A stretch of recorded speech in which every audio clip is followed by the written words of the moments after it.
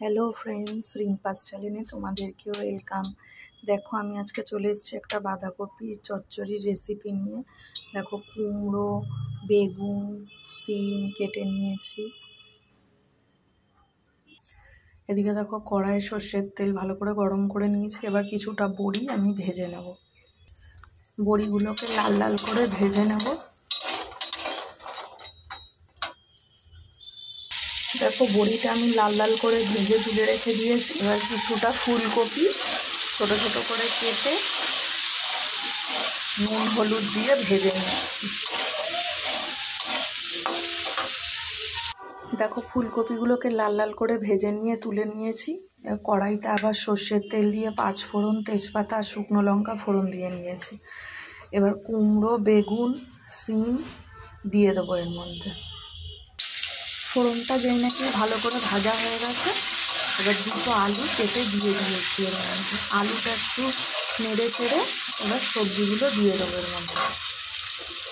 দেখো সবজিগুলো কিন্তু দিয়ে এর মধ্যে কটা 5-6টা কাঁচা লঙ্কা মধ্যেখান থেকে ফাটিয়ে দিয়ে দিয়েছি আর নুন হলুদ দিয়ে দিয়েছি।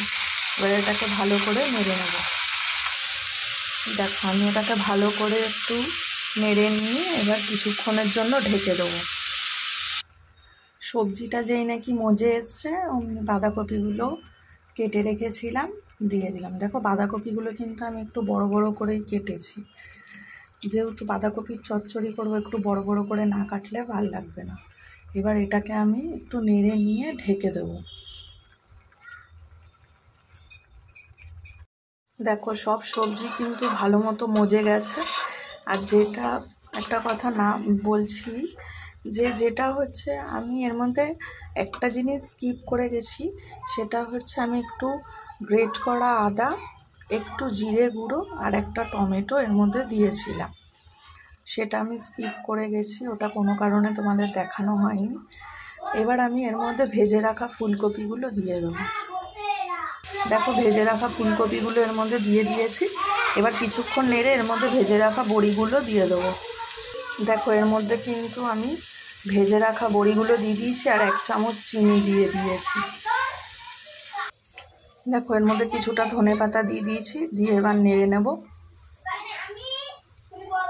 রান্নাটা কিন্তু হয়েই গেছে আমার। দেখো একদম নিরামিষভাবে কিন্তু বাঁধাকপির চচ্চড়িটা করে নিলাম। নিরামিষের দিন তোমরা এভাবে করে খেয়ে দেখতেই পারো। আর আমার রান্নাটা যদি তোমাদের ভালো লাগে আমার চ্যানেলটা সাবস্ক্রাইব করে দিও, আমার পাশে থেকো। টাটা বন্ধুরা, বাই।